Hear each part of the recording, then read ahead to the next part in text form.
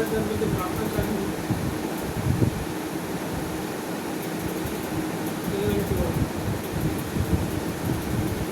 1.5 घंटे तकते तकता मेरा मन जो है बार बार लगा रहा कि सबको आएंगे आज पूरे दिन। तो मैंने भी कुछ लोगों को जीत करके बोला कभी प्रार्थना।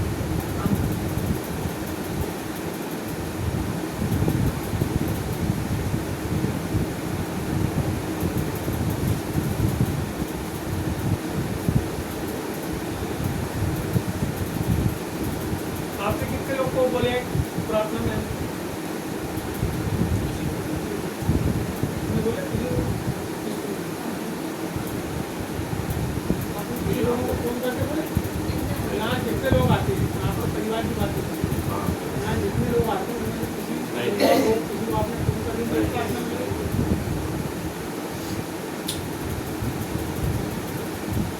कमजोर मकान बहुत जल्दी ढह जाता है।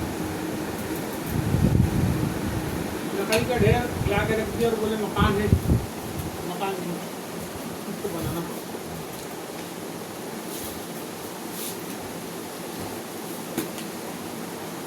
बोले प्रभु चिंता कौन कौन करता है? चिंता मन के अंदर रहती है आपके? कोई चीज के लिए चिंता रहती आपको मन में रहती? किस किस के मन में चिंता रहती?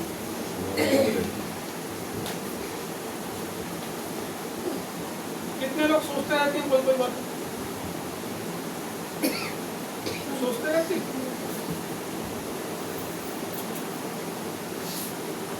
अरे कितने लोग हैं जो अपने सवेरे से शाम तक अपने घर के बारे में, अपने परिवार के बारे में, अपने बाल के बारे में, बच्चों के बारे में, नौकरी के बारे में, पैसे के बारे में, ये सब सोचते रहते?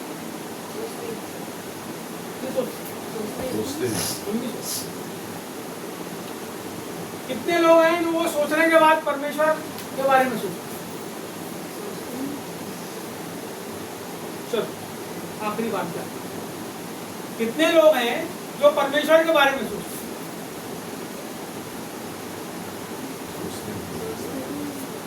परमेश्वर के बारे में सोचना, हमारे दिमाग में प्रभु प्रभु चलना, उनके काम में काम चलना, बाल बच्चे भी चलना, घर का राशन भी चलना, सब कुछ चलना। लेकिन हम कितना परमेश्वर के बारे में सोचते हैं? आप अपने विचार को यदि ध्यान देंगे तो आपको अपने सवेरे से लेकर शाम तक का पूरा डाटा यदि आप देखेंगे, आपने कितनी देर विचार करें, कितनी देर उसके वचन का वर्णन करें, कितनी देर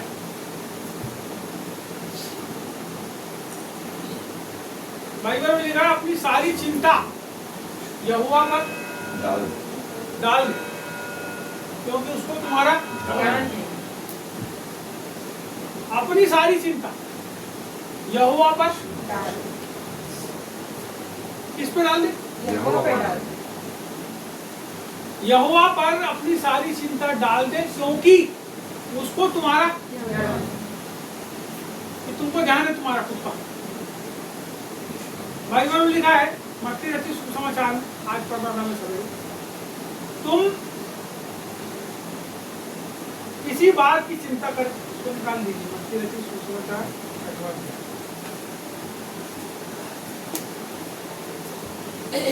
बड़ा सुंदर लिखा है वहाँ पे हमारे हम लोगों के बारे में, सब लोगों के बारे में।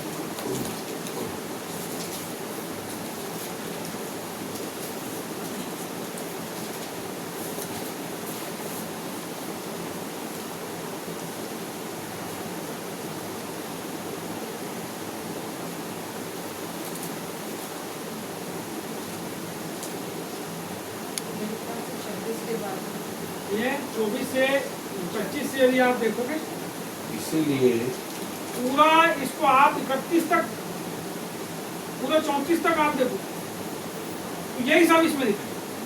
देख यहाँ लिखा है 31 को देखो,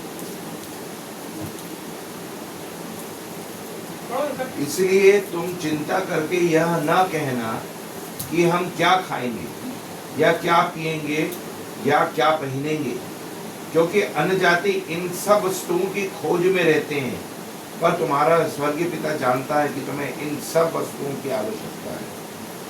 बस उसके आगे और बहुत सी बात है, उसको भी देखेंगे।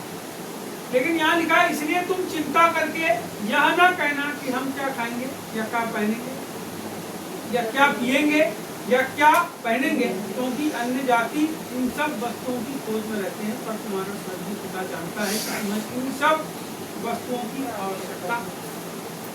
जानता कौन है? जैसे हमारे घर में राशन नहीं है तो जानेगा कौन? जो घर को चलाता। मेरी पत्नी को पता है कि मेरे घर में कौन सी चीज की कमी, मेरे को नहीं पता, क्योंकि वही जाती है बाजार, वही लाती सब चीज, उसको पता है कि घर में क्या नहीं। जो लोग घर की व्यवस्था करने वाले हैं उनको ये बात पता है कि घर के अंदर किस चीज की जरूरत है, और वहां पे वो जरूरत क्या होती है। यदि तुम्हारे पास कुछ नहीं है, पैसा नहीं है, रुपया नहीं है, तो फिर कैसे होगी पूरी? कर लो पूरी। आटा नहीं है, गेहूं नहीं है, दाल नहीं है, चावल नहीं है, कौन देगा जी? तो चिंता काहे की आदमी?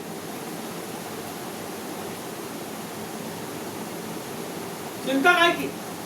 आदमी किस चीज की चिंता में?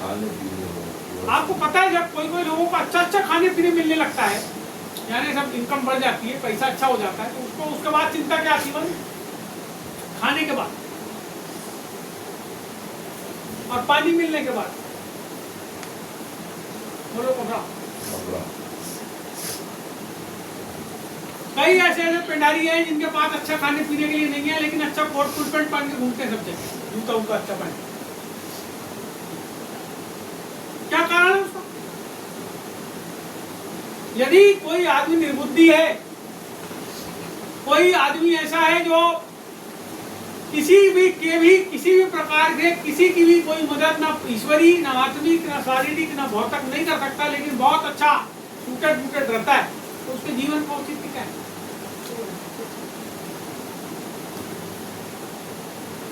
तो तीसरी जरूरत क्या हुई? पहले खाना पीना, जिंदा कैसे रहो, फिर जब पैसा आ गया तो क्या हुआ? कपड़ा, अच्छा होना, कपड़ा से कपड़ा। फिर चौथी चीज घर, रोटी, कपड़ा और मकान। पिक्चर ही बना दिया था किसी ने, उसका कोई मतलब नहीं था नाम का, पिक्चर के नाम का, लेकिन उस नाम का यहाँ बाइबल में महत्व दिया गया है कि रोटी के लिए, कपड़े के लिए, मकान के लिए क्या मत करो, चिंता मत करो। यहीं पे ऐसा लिखा है कि तुम चिंता करके अपनी एक घड़ी, अपने जीवन की एक घड़ी भी बढ़ा सकते हो। नहीं बढ़ा सकते। वो लेडीज बेचारी जिसकी बात अभी बताए कि वो यहाँ हमारे घर के बाहर खड़ी होके क्या कर रही है? बात कर रही। क्या कर रही? क्या बात कर रही? 10 दिन का आराम करूंगी। तो मैं क्या करूंगी? और वो उसको पूरा ही आराम मिल गया। वो बेचारी झाड़ू झाड़ती थी पूरे मोहल्ले में, हमारे तनख्वाह भी अच्छी थी, सब कुछ अच्छा था, और उसने केवल ये चिंता करी कि अब बहुत मैंने झाड़ू झाड़ ली, अब मैं क्या करूंगी? वो पूरे आराम में चले गए, उसके जिंदगी से ही उसका छुटकारा हो गया, पूरे आराम में चले गए। मैं आपको बताना चाहता हूँ, आज बाइबल में लिखा है तुम चिंता करके, इसी जो हिस्सा आपको मैंने पढ़ने के लिए बोला, उसी हिस्से में लिखा है तुम चिंता करके अपनी उम्र की या जीवन की एक घड़ी का मतलब क्या? वहाँ नीचे अनुवाद में ऐसा लिखा है, जो उसका मतलब है यूनानी शब्द का, उसका मतलब एक चीज और लिखा है उसने, और लिखा है हाथ। एक हाथ भी आप अपने जीवन को नहीं बढ़ा सकते, आप में कोई योग्यता नहीं है, कोई क्षमता नहीं है, लेकिन उसको जो बढ़ाता है हमारे जीवन को, मेरी बात सुनो, 3 बार मरते थे, बचाओ में 4 बार ऑन द स्पॉट मेरी मृत्यु हो जाती। आज मैं जिंदा बैठा हूँ तो मेरे को जिंदा रखने वाला मेरा परमेश्वर है। सुनिए, मैं आपको बताता हूँ, मेरे जीवन में जो घटनाएं घटी, उन घटनाओं के द्वारा मैं बता रहा हूँ आपको कि मैं ऑन द स्पॉट मरने वाला था, लेकिन मेरे जीवन में एक घड़ी भी यदि किसी ने बढ़ाया है तो मैंने नहीं बढ़ाया है, उसको बढ़ाने वाला परमेश्वर है ना। आप किस चीज की चिंता, सुनो रोने वाले लोग, सुनो दिन भर परमेश्वर को परेशान करने वाले लोग, दिन भर परमेश्वर के, अपने घर के, अपने परिवार के, अपने रुपए के, अपने पैसे के, सब चीज की चिंता करने वाले लोगों की मैं बात कर रहा हूँ। अपन ने वही चालू की, क्या चिंता कि हम क्या खाएंगे, क्या खाएंगे, क्या पिएंगे, हमको क्या काम करना है, हम क्या कर रहे हैं, हम चिंता कर रहे हैं, हम चिंता कर रहे हैं, हम चिंता कर रहे हैं, अपने बच्चों की चिंता कर रहे हैं। अरे क्या करेंगे वो, हम अपने बच्चे को कलेक्टर बनाना चाहते हैं, हम अपने बच्चे को एसपी बनाना चाहते हैं, हम चाहते हैं कि हमारा लड़का रोज 10,000 रुपये कमाए, और लड़का चाहता है कि मैं जो है फुटपाथ पे घूमूं। तुम क्या सोच रहे हो, आप क्या सोच रहे हो, समझ रहे बात मेरी? आप सोच रहे हो कि मैं बनाऊं, लड़का सोच रहा हूं मैं फुटपाथ में नंगे लुच्चे लड़कों के साथ घूमूं। तो आपकी सोच में और लड़के की सोच में है फर्क, तुम्हारी चिंता में और लड़के की चिंता में फर्क आया है ना, आ गया फर्क। अब तुम पूरा करके दिखाओ, कर सकते हो। आप अपने जीवन में चिंता करके किस चीज को बढ़ा सकते हो, किस चीज को आप पूरा कर सकते हो। आपको पता है, आपको बहुत बड़ा मैं संसार का सत्य बताता हूँ और मनुष्यों का सत्य बताता हूँ, और वो सत्य ये है कि एक व्यक्ति अपनी पूरी लाइफ में केवल ये सोचता है कि मैं जो चाहता हूँ, सुनो मॉरिस, मैं जो चाहता हूँ, तो भाई बेटा देखो बताता हूँ, मैं जो चाहता हूँ, सुन, मैं जो चाहता हूँ, बोलो मैं जो चाहता हूँ, वो सब अच्छे से सुनो। चाहते हो ना आप, नहीं चाहते, आप चाहते हो ना। मैं चाहता हूं कि आप प्रार्थना में सही समय पे आओ, नहीं आते तो मैं दुखी होता हूँ, लेकिन कुछ कर सकता हूँ, कुछ बढ़ा सकता हूँ, तुम्हारे मन के थॉट्स को बदल सकता हूँ। मैं इसलिए नहीं बदल सकता या तुमको नहीं समझा सकता क्योंकि तुम उस मालिक के अधीन हो जिसने तुमको बनाया। नहीं समझे बात? मैं आपको कुछ भी नहीं कर सकता, मैं आपको आपके मन के अंदर की एक शब्द को भी नहीं बदल सकता, आपके विचारों को मैं नहीं बदल सकता। मैं आपके घर कितना भी आऊं, कितना भी आपको कुछ करूं, कितना भी आपको रिक्वेस्ट करूं कि आप आ जाना ना सही समय, मैं आपको रोज फोन करूं, लेकिन मैं आपको नहीं बदल सकता। इसका मतलब आप मेरे अनुसार नहीं हो सकते और मैं भी आपके अनुसार। बनवा मजदूर है क्या? एक आदमी बनवा मजदूर है। ए भैया खड़े हो, प्रिया खड़ी हो, बैठी जाओ, खड़ी मजदूर है। गंगा जी खड़े हो, सत्यम खड़े हो। नहीं सुनता ना कोई किसी की बात, कोई एक भी आदमी खड़ा नहीं हुआ। ए अच्छे से बैठ, समझ रहा बात? आप अपने लड़के के ऊपर कंट्रोल नहीं कर सकते जी। छोटे छोटे बाल बच्चे, हम कितना भी बोले मारेंगे तेरे को, फिर वो थोड़ी देर बाद कूदने नाचने लगे। तो आप किस चीज के ऊपर कंट्रोल कर सकते हैं? आपको पता है हमारे जीवन का हर चीजों का कंट्रोल केवल परमेश्वर ही कर सकता है, और तब कर सकता है जब हम अपने आप को उसके अधीन हों। हम अपने जीवन में इसलिए टूटे हुए हैं, हम अपने जीवन में इसलिए किसी चीज को नहीं पा सकते, हम अपने जीवन में इसलिए कई चीजों को पूरा नहीं कर सकते क्योंकि हमारा जीवन हम अपने अनुसार चलाना चाहते हैं। आपको पति किसके अनुसार रहने चाहिए? आपको पति किसके अनुसार रहने चाहिए? आपके अनुसार रहने चाहिए। अब मेरे अनुसार चलेगा तो आप क्या करोगे? मेरे से लड़ाई करोगे, बोले काय को उसको नहीं देता, उसी के साथ घूमता फिरेगा। इसके अनुसार आप चलाना चाहते हो। क्यों वारिस? आप अपनी मिसेज को अपने अनुसार चलाना चाहते हो कि नहीं? क्यों चलाना चाहते हो? लिखा बाइबल में, उसको अपने अनुसार चलाओ। जो चीज बाइबल में नहीं है उसको जब तुम करते हो तो परमेश्वर की इच्छा के विरोध में करते हो, लेकिन जब वो लिखे हुए के अनुसार आप करते हो तो आप परमेश्वर के अनुसार करते हो। और निश्चय जब आप परमेश्वर के अनुसार करते हो तो वो आपके जीवन की स्थिति, परिस्थिति, चिंता और सब चीजों के ऊपर अपना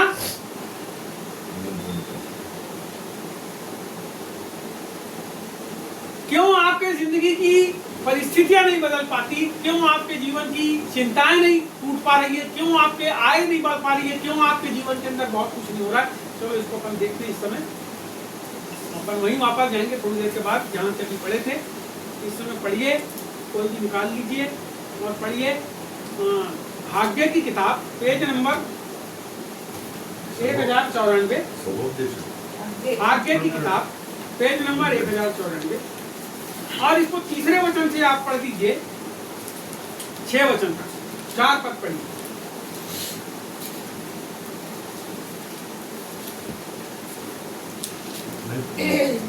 1096 नंबर का पेज है। और नए नियम में कोई ढूंढेगा तो कभी नहीं मिलेगा, पुराने नियम में ढूंढना पड़ेगा।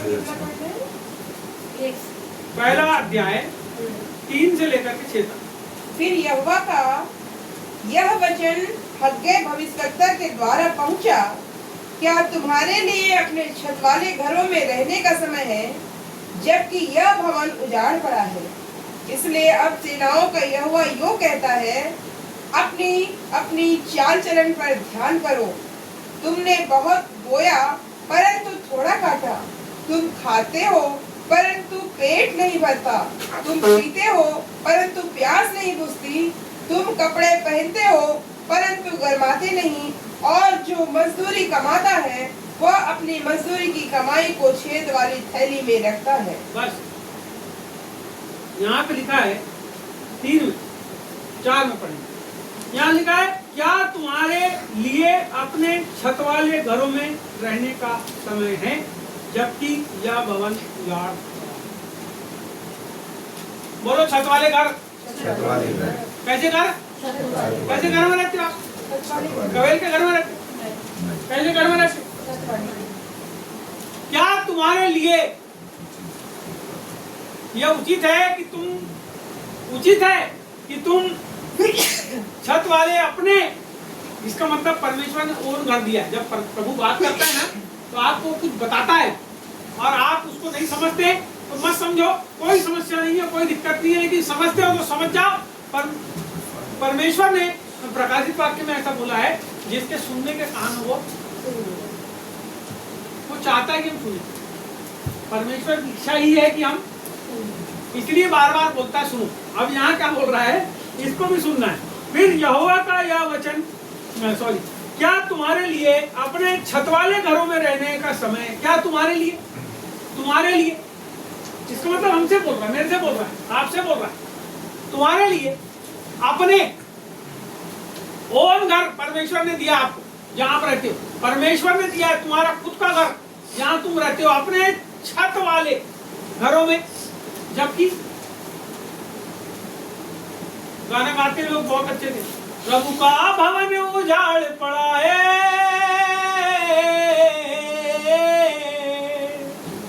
प्रभु का भवन उजाड़ पड़ा है, घर तू दौड़ा जाता है। हम लोग अपने घर की ओर दौड़, हमको शांति ऐसा लगता है कि वहीं मिलेगी। कहाँ मिलेगी? घर में शांति मिलेगी। आदमी थका मांदा आता है, घर में आके सोचता है ना अपने, उसको खाना पीना कहाँ के खाए? घर में। इसका मतलब सुख कहाँ है? कि दूसरे घर में। प्रभु के भवन में सुख है? अरे सुनो, उजाड़ पड़ा था वो घर, और लोग अपने अपने घर में, सुन लो मेरी बात, कलीसियाओं के अंदर आज उजाड़ छाया हुआ है, मायूसी छाई हुई है। आपको लोगों को हिलाना पड़ता है ऐसा कर प्रार्थना में आने, आपको लोगों को बोलना पड़ता है आओ जी आओ जी। अपने मन से कौन आदमी है जो बिल्कुल एग्जैक्ट समय पे आके बैठ गया?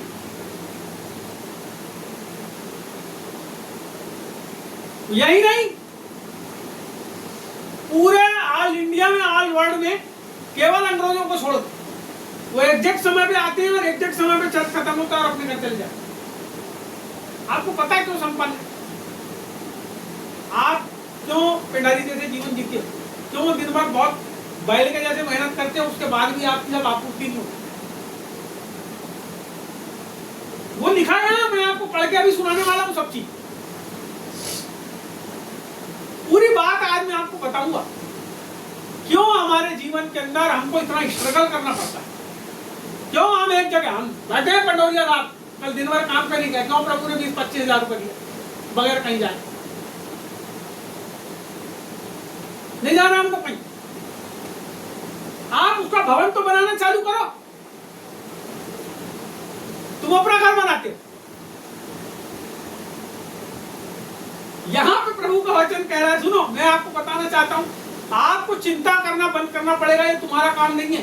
तुम्हारे घर के अंदर राशन भरना तुम्हारा काम नहीं है। तुम्हारे घर के सब कामों को सुधारना तुम्हारा काम नहीं है। लेकिन उससे भी बड़ा तुम्हारा यह काम है कि तुम अपनी चिंता को छोड़ करके अपने परमेश्वर के ऊपर भरोसा करो। वो तुम्हारे सब चीजों को, सारी कमी घटी को परमेश्वर पूरा करेगा। लेकिन तुम खुद कोशिश करते हो, इसलिए वो कमी घटियां पूरी नहीं हो पाती। बाइबल कहती है ना, तुम चिंता करके क्या अपने जीवन की एक घड़ी, अपनी सारी चिंता यहोवा पर, इससे तेरी सब कल्पनाएं, बोलो कल्पना क्या पूरी होगी? क्या पूरी होगी? क्या पूरी होगी? मैं कल्पना करता हूँ, मेरा लड़का कलेक्टर को, उसको डालिए आपने परमेश्वर को। मैं कल्पना करता हूँ, मेरी कल्पना है ना, मेरा विचार है ना, मैं अपने जीवन को जीना चाहता हूँ। मैं चाहता हूँ बहुत अच्छा मेरा घर बने, आप बड़े बड़े कमरे बने, उतना मैं अच्छा सोच बढ़िया अच्छे मोटे गद्दे लगा। चाहते हो आप भी कुछ चाहते हो अपनी जिंदगी, आप भी कुछ चाहते हो और कुछ नया इकट्ठा कुछ, ये कल्पना है हमारी। मैं ये आपको मना नहीं कर रहा हूँ कि आप मेहनत मत करो पैसे कमाने के लिए, अपना घर चलाने के लिए। मैं आपसे ये कह रहा हूँ कि आप परमेश्वर के अधीन हो जाओ, परमेश्वर के पास आ जाओ और बिल्कुल सरेंडर कर दो। मैं आपसे ये कह रहा हूँ कि परमेश्वर के पास आके सरेंडर कर दो। आगे यहाँ पे लिखा है, इसको हम देखेंगे, बहुत अच्छा, बहुत आनंद देने वाली चीज है। आगे लिखा है, जबकि यह भवन उजाड़ पड़ा है, इसलिए अब सेनाओं का यहोवा यूं कहता है, तुम अपनी चाल चलन पर ध्यान करो।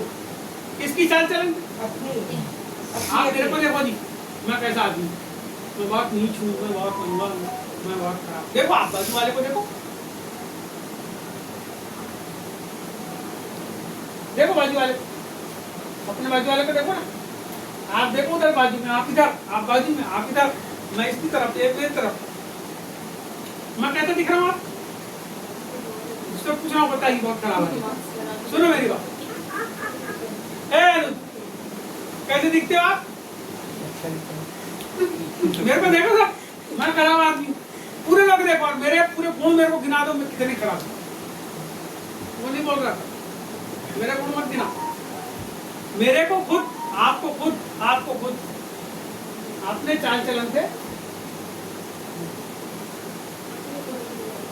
जी, क्या आप मेरे को देखो जिंदगी पर, ये परमेश्वर का वचन है, मेरा तो नहीं है। और देखना तो देखो, मैं मना नहीं करता। आपको भी भैया को देखना जिंदगी भर, आप देखो, आपको भी उनको देखना, आप देखो, जिंदगी भर देखोगे और परेशान और दुखी और हताश और निराश और मायूस रहोगे। उसका कारण यह है कि आप बुराई खोजते, बुराई खोजते हो। बुराई क्या बुराई है सामने वाले? अरे दर्द सारा दिन ऐसा करता है, अच्छा नहीं है।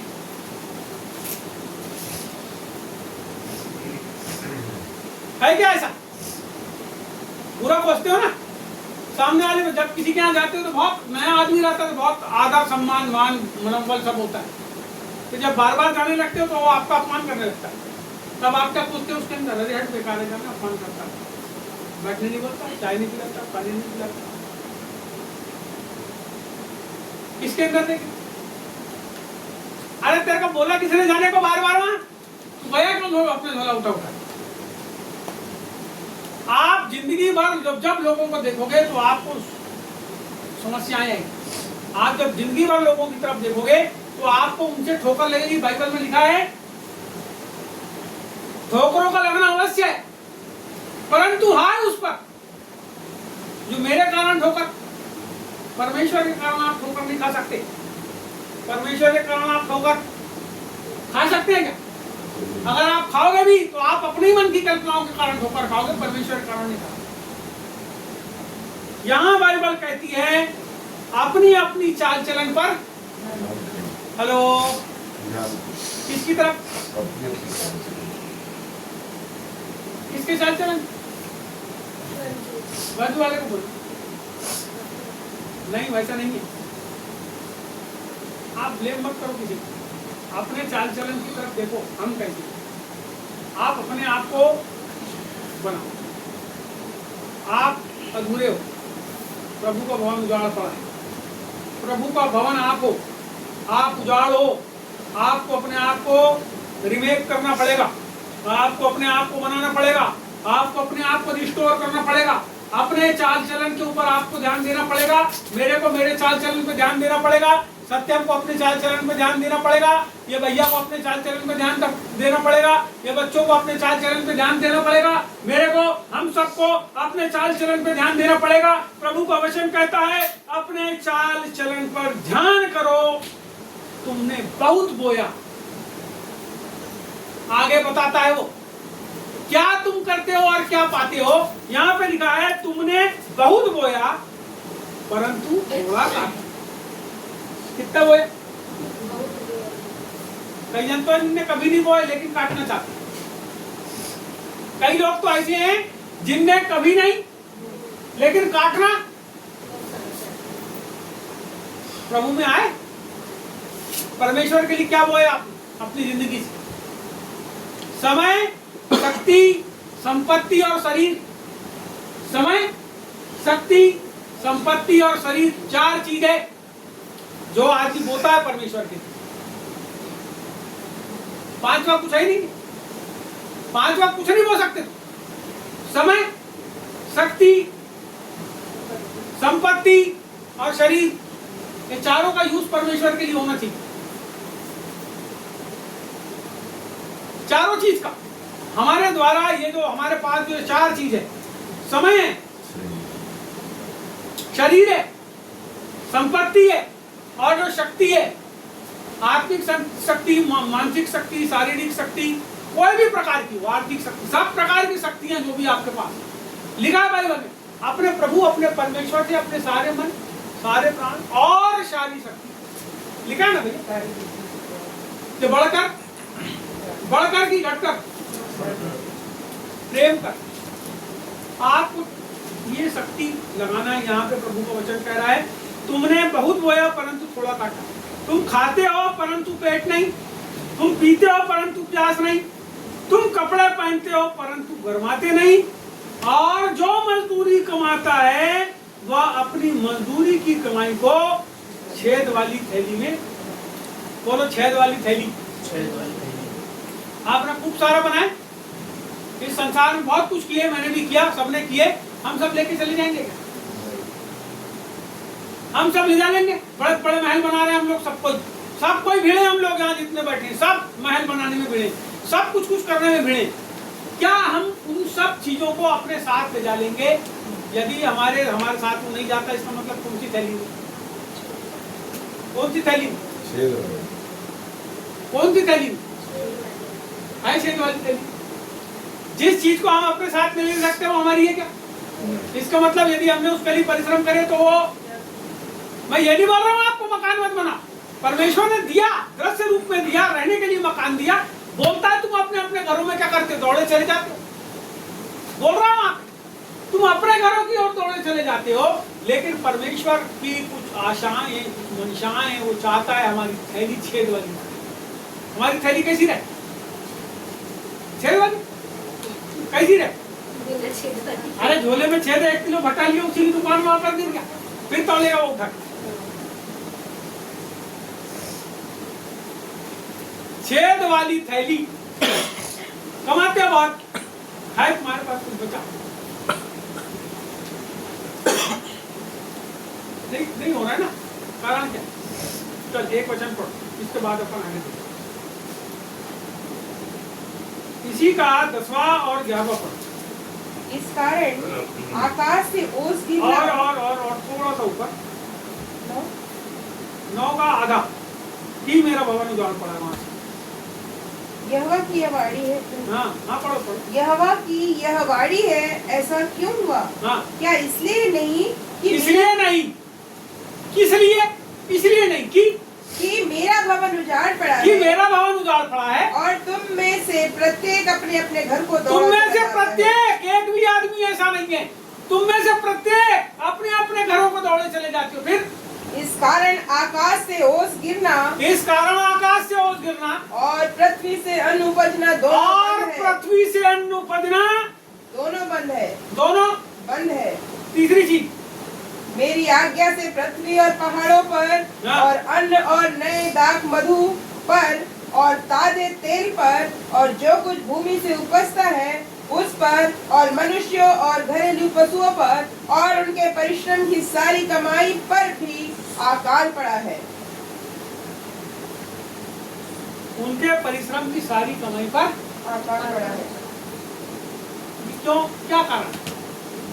हम लोग बहुत कुछ कर रहे हैं, बहुत कुछ करना चाह रहे हैं, हम मानसिक रूप से व्यथित हैं जी। और कई लोगों के पास बहुत पैसे हैं, बहुत कमा लिए, कई लोगों के पास खूब घर है, कई लोगों के पास बहुत कुछ है, बहुत सारे लोगों के पास बहुत कुछ प्रभु में है और उनके पास बहुत कुछ है, लेकिन क्यों व्यथित हैं, क्यों चिंताग्रस्त हैं, क्यों अपनी जिंदगी में जो वो चाहते हैं नहीं हो पाता?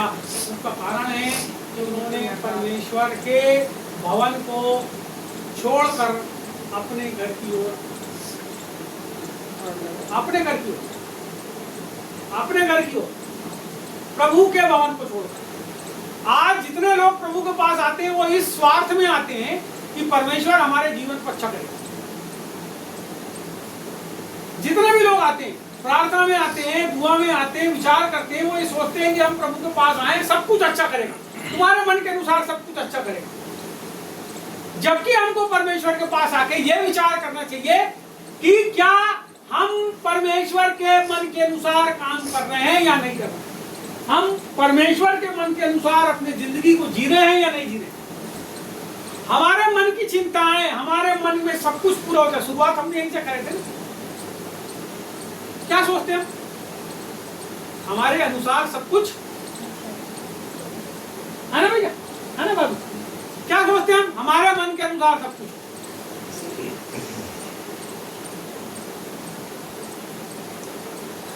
क्यों हम ऐसा नहीं बोलते कि परमेश्वर हम तेरे अधीन आते हैं और जब हम तेरे अधीन आते हैं प्रभु तो जैसा तू हमारे जीवन में चाहता है वैसा हमारे जीवन में होने दे, जैसा परमेश्वर तेरी ओर से होगा सब अच्छा होगा।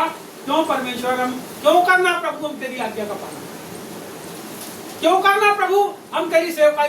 कितने लोग हैं जो बोलते हैं प्रभु हम तेरे पास हैं, आपको सब देते हैं। वो कितने लोग हैं जो आके उसको बोलते हैं प्रभु मैं अपना जीवन तेरे को देता हूँ, मेरे जीवन का हर पल हर समय तेरे लिए प्रभु, मैं अपने जीवन का हर पल हर समय तेरे लिए इस्तेमाल।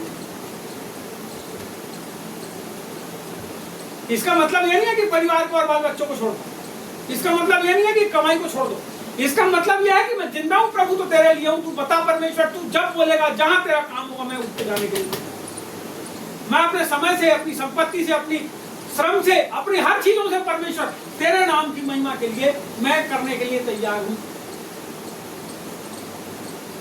मैं तेरी कलीसिया को जो भी तू काम मेरे को देता है तेरी कलीसिया में परमेश्वर मैं उस काम को करने तैयार हूँ, तो उसके द्वारा कलीसिया का विस्तार, उसकी टूटी हुई छत, उसके टूटी हुई खिड़की, उसके टूटे हुए दरवाजे।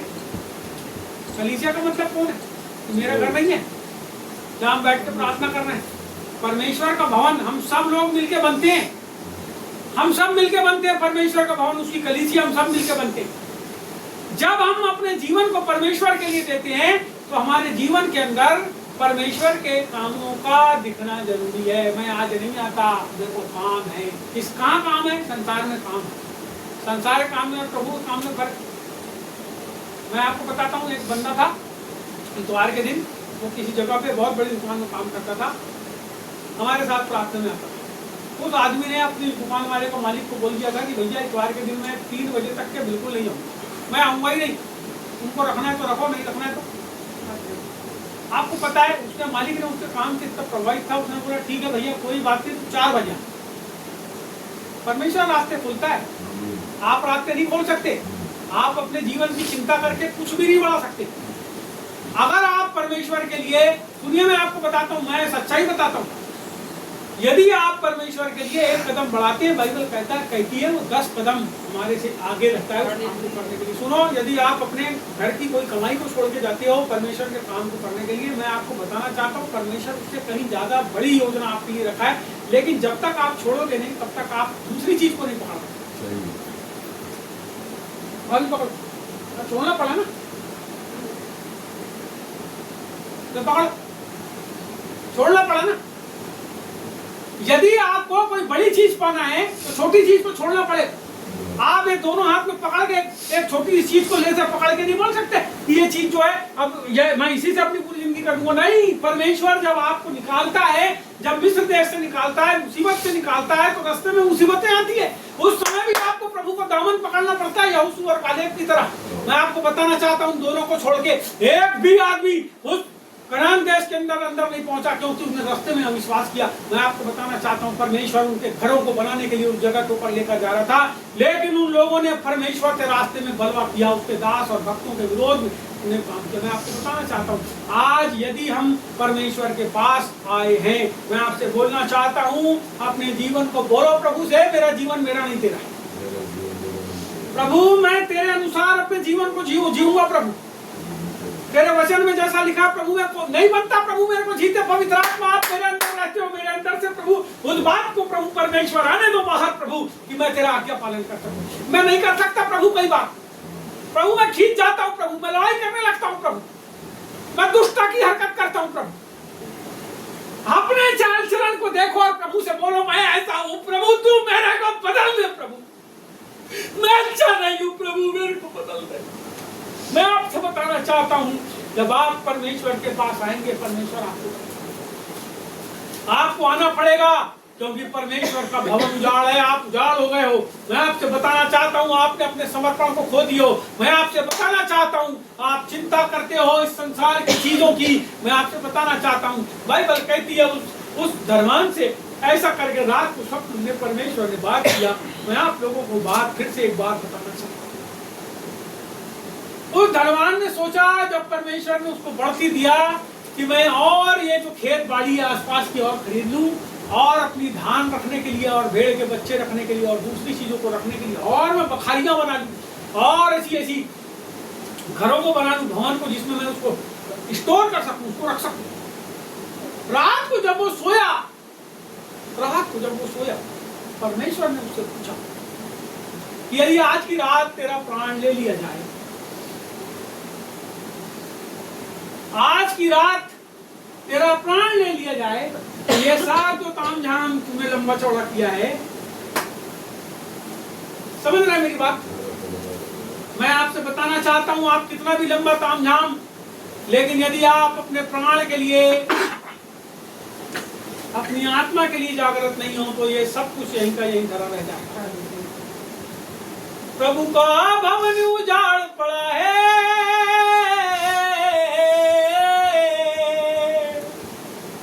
और घर तू दौड़ा जाता है, सत्य है वो परमेश्वर अपनी भाषा पूरी करता है। जागो रे जागो जागो रे ओ जागो रे जागो जागो रे। मत्ती रचित सुसमाचार में हम वापस आते हैं उसी स्थान पर जहां हमने छोड़ दिए थे, उसको पढ़ करके समाप्त करेंगे। मत्ती रचित सुसमाचार वापस यहाँ पे फिर से इसको देखो।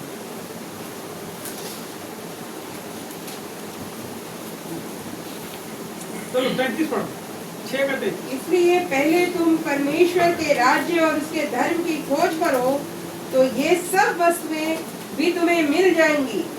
अतः कल की चिंता ना करो क्योंकि कल का दिन अपनी चिंता आप कर लेगा। आज के लिए आज ही का दुख बहुत है। देखो जी यहाँ बहुत सरल भाषा में लिखा है, इसलिए तुम पहले तुम परमेश्वर के राज्य और उसके धर्म की खोज करो तो ये सब वस्तुएं भी तुम्हें मिल जाएंगी। अतः कल की चिंता न करो क्योंकि कल का दिन अपनी चिंता आप कर लेगा। आज के लिए आज का दुख। कल क्या होगा पता है? प्लानिंग है हमारी 50 साल की प्लानिंग है प्लानिंग। है ना? अरे जिसको कलेक्टर बनना है, पढ़ाई कर रहा है, उसको पता है मेरे को कलेक्टर बनना है, उसको बना है तहसीलदार बनना है, अरे मेरे को मास्टर बनना है, क्या कर रहा है? अभी बन गया क्या? अभी मेरे को मेरे घर के ऊपर घर बनाना है, प्लानिंग है मेरी है, मैं दूसरे की नहीं बोलता। आपकी भी कोई प्लानिंग है बॉस? है। इसीलिए पहले तुम उसके राज्य और धर्म की खोज करो तो सब वस्तुएं तुम्हें। बहुत कठिन है कहनी, वो तो आपके हृदय में आकर रह नहीं लगा फुकट में। तुमने कीमत चुका उसके आने की, तुम्हारे उद्धार की, नए जन्म की, पवित्र आत्मा की, कोई चीज की कीमत चुका है। आपको पता है सबसे कठिन काम क्या है? उन सब को लेकर के चलना। आपने जिस चीज की कीमत नहीं चुकाई ना, उस चीज को लेकर चलना ही सबसे कठिन है। जिस चीज की कीमत, प्रभु के लहू की कीमत आपने चुकाई, उसने आपकी कीमत चुकाया अपने लहू से, आपको खरीदा। पवित्र आत्मा आपको दिया एक सहायक, इसलिए दिया कि आप उसके अनुसार, जैसा वो चाहता है उसके अनुसार। कई लोग कहते हैं कि फलाना आदमी पवित्र आत्मा से भरा हुआ है, मैं पवित्र आत्मा से भर गया। कई बार होता है आत्मा में, फिर कैसा करता है जब पवित्र आत्मा से भरता है? कई लोगों के बाल खड़े हो जाएंगे, कई लोग चिल्लाएंगे, क्या हुआ? भर गए।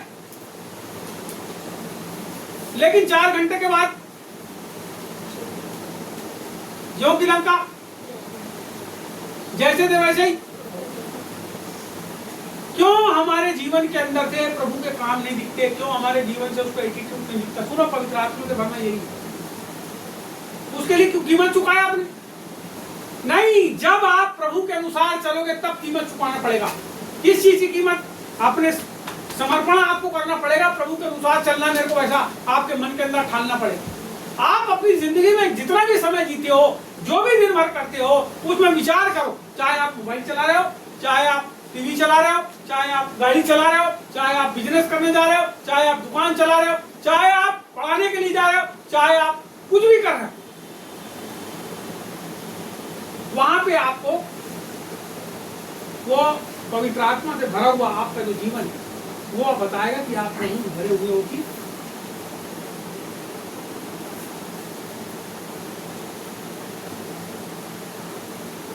यहाँ प्रभु का वचन कहता है कि इसलिए पहले तुम परमेश्वर के राज्य और धर्म की खोज करो तो ये सब वस्तुएं भी तुम दो चीज चाहते हो सब मिल जाए। लेकिन पहले क्यों नहीं मिला आपको? अभी थोड़ी देर पहले देखे ना अपन, प्रभु का भवन उजाड़ पड़ा है, इसीलिए तुम्हारे कमाई जो है तुमको पूरी नहीं होती। कमाई पूरी नहीं होने का मतलब, जब तुमको कमाई पूरी नहीं होगी तो बोलोगे अरे भाई 10,000 रुपये दिन,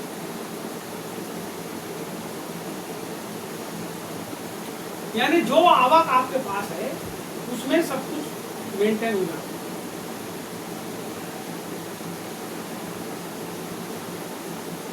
क्यों हम मेंटेन नहीं कर पा रहे हैं सब चीजों को? यहां पे मेंटेन करने का परमेश्वर ने एक जरिया बताया, एक नजरिया बताया, एक विचार बताया। परमेश्वर ने बताया कि हमको क्या करना। सब वस्तुएं तुम्हें मिल जाएगी, पहले उसके राज्य और धर्म की खोज करो, कल की चिंता ना करो, क्योंकि कल का दिन अपनी चिंता आप कर लेगा। आज के लिए आज का दुखी बहुत है, आज में ही जीवन जियो जी। आपको कल खुशी मिलेगी, दुख मिलेगा, उसको छोड़ दो। आज में जीवन जियो और प्रभु में जीवन जियो। आज में जीवन जियो, प्रभु में जीवन जियो। अपनी खुशी आप अपने अंदर तलाश करो, बाहर नहीं। आप कैसे हो? अपने अंदर तलाश करो, अपनी खुशी अंदर तलाश करो। जब आप तलाश करोगे तो वो खुशी अंदर से मिलेगी। आनंद कहाँ से फूटता है? तो बाहर कुछ नहीं मिलता। बाहर केवल आंख का चकाचौंध है, आंख का चकाचौंध, बाहर कुछ नहीं। कल के लिए चिंता मत करो, कल क्या होगा। परमेश्वर सब कुछ करेगा, बस उसके अधीन। प्रभु उसका समय होना है। आइए हम सब प्रार्थना करेंगे। प्रभु परमेश्वर राजा, इस समय हम आपके चरणों